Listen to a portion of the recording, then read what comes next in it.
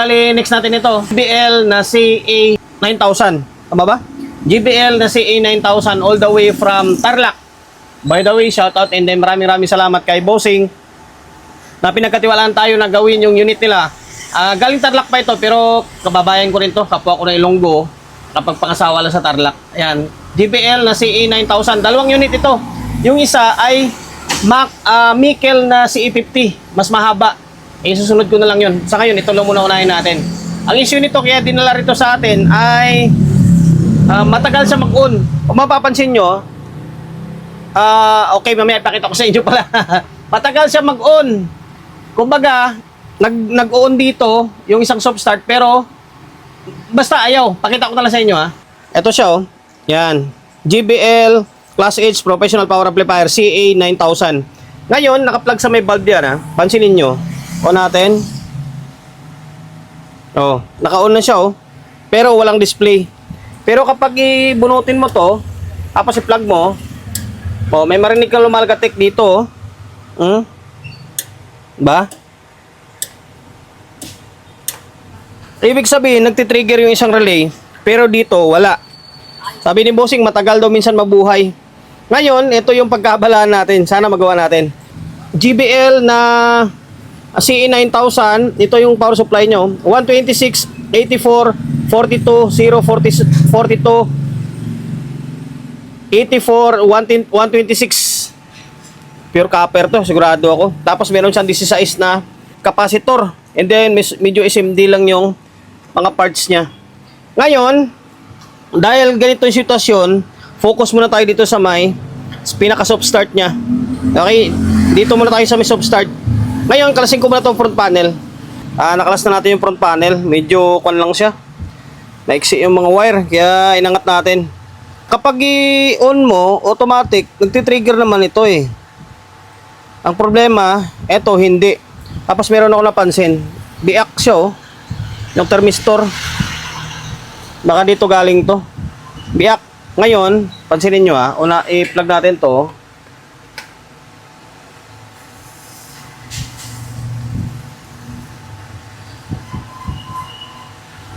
Okay. Meron naman eh oh.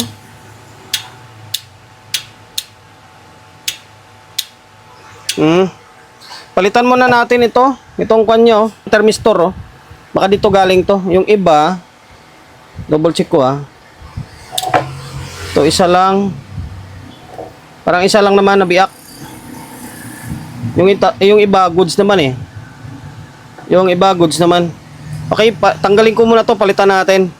Itong isang thermistor. Panto 10D20 lang ito. Medyo maliliit siya eh. 10D20. Okay, palitan ko muna. Putulan natin to. Yan, 10D20. Mukhang dito galing siguro. Kaya matagal siya mag-on. Okay, ito ipapalit natin oh. Bunot lang ito. 10D20. Mas malaki yung 10D25 against dito. Yan, 10 ohms na 20 ampere. 10 ohms na 20 ampere. Ngayon, ipalit ko muna to. Yung tatlo, okay naman. Wala naman biak pa eh. Goods naman yung tatlo eh. Tapos, testing natin or obserbahan natin kung magti-trigger siya na maayos or hindi siya matagal mag-on ba.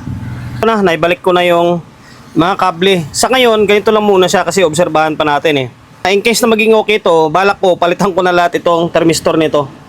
Papalitan ko na lang in case na magiging normal siya. Kasi medyo may kalumaan na. Baka mabitak na rin yung iba. Umiinit kasi yan. Ngayon, plug natin. Ngayon, switch on natin. Ayan oh. Buhay na siya agad oh.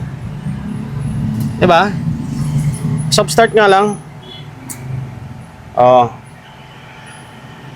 Malo na. Natin naka-protect. Okay, normal na. Nasa soft start nga, nasa dito. Thermistor. Ngayon gagawin ko, palitan ko na lang yung tatlo na yan para sigurado na lang tayo. Okay, palitan ko yan para wala masabi si Bossing. Mas maganda palitan na lang natin kasi umiinit kasi ito sa katagalan. Pag umiinit siya, mabibitak. Carbon lang naman laman ito. Kaya para sigurado, palitan ko na lang. Pinalitan ko na lahat to. Yan. Pinapalitan ko na lahat to. Bago na yan lahat. Ito yung pinagtatanggal natin. Baka may hindi na rin tumagal to eh. Kumbaga, naluluto na siya. Although wala pa naman siya bitak. Pinalitan ko na lang para sigurado. Saan yung isa kanina? Wala na yung isa na may bitak ah. Okay, ito pala. Ang ginawa natin, pinalitan na natin to ah. Ngayon, pwede na natin balik to. Hinangat ko talaga siya para mahinang. Okay, balik natin. Tapos, nag-usap kami ni Bossing. At tinanong ko siya kung i-fix bias yung unit niya. Na sabi naman daw, ako na daw bahala. Sabi niya kung ano yung kakaganda, gawin mo na. Okay, kaya tayo na bahala dyan. I-fix natin. Kasi ako bago ako nag-fix bias, is nagpapaalam tayo, di ba? Or kung request nila sa atin. Okay? Ay, balik ko na yung pinaka-front panel. Ito nga, inangat ko na yung board nyo. Kasi i-fix ko ito. For now, muna natin, patunugin muna natin. May speaker na nakakabit ito, dalawa. Tapos, naka-stereo mode. Mayroong input. Cellphone natin, yan. Yung laptop natin, hindi na nagagamit. Ngayon, on natin.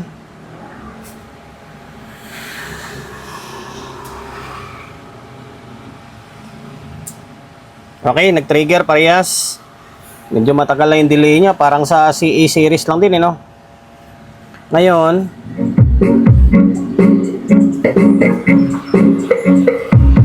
okay, may audio naman siya. Nawala yung music. Wala yung music. Antayin natin. O, ayan. Solid yung tunog, no? Solid din yung tunog. Okay, goods naman yung audio niya. Yun lang talaga sa soft start ng problema. Ngayon, i-fix bias ko muna ito. Kasi request ni hindi naman totally request, nagpaalam naman ako eh. Pero sabi niya, ikaw na bahala kung ano yung mas maganda, gawin na lang natin. Okay, fix bias ko na, calibrate ko na agad. Tapos, pakita ko na lang sa inyo mamaya kung ano yung bias na ginamit ko. Tapos, linisan natin. Kumbaga, general cleaning na rin to.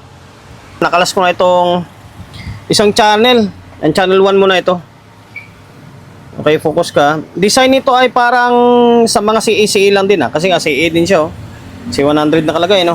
Halos ka-forma niya lang. Lalo dito oh, sa may OP amp niya.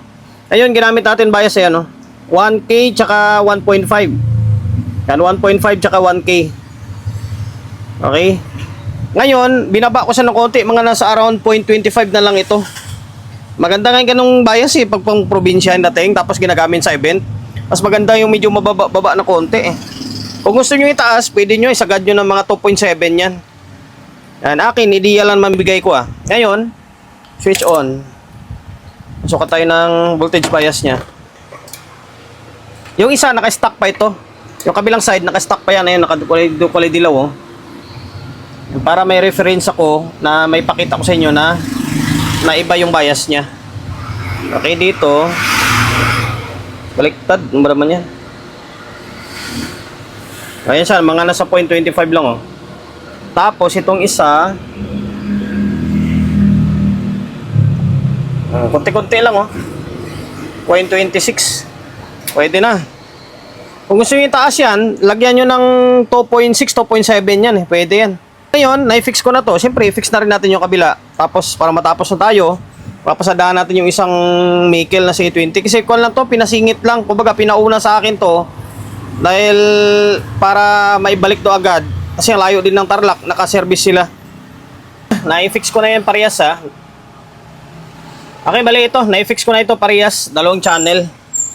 Ayan. Para matapos na yung video natin. Ayan, mga trimmer dito. Ayan, ito. Dalawa yan. Focus. Ayan, dalawa yan. Ayan na siya oh. Tapos ito yung isa.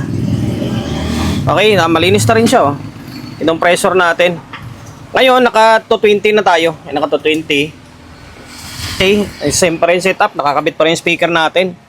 On natin.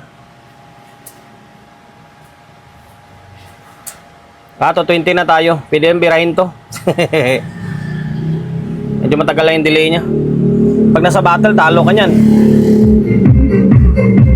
Channel 1. Channel 2. Malakas din eh, no? Patumbas nito, mga 126. Para mga CE30 na sa iba ito. Okay, hanggang dito na lang. Pinaltan lang natin lahat ito para sigurado na pinaltan ko na lahat ng thermistor niya, 4 na piraso. Tapos yan, Phoenix bias natin. Hanggang dito na lang. Sana nakapagbigay idea tayo sa mga kapwa natin technician na mga baguhan lang syempre. Sa mga veterans, wala. Very basic na lang sa kanila ito. Kumbaga, kwan lang to. Kakaning itik na lang sa kanila ito. Okay, dahil umabot ka sa part ng video natin na ito, pakisubscribe ng YouTube channel natin. Pinutin mo yung bell button sa gilid, select mo yung all. Yan, kapag napindot mo na yan, manonotified ka kapag meron tayong bagong upload na video. Nag-upload tayo ng video, 1 beses, 2 beses kada araw. God bless and then peace atin lahat.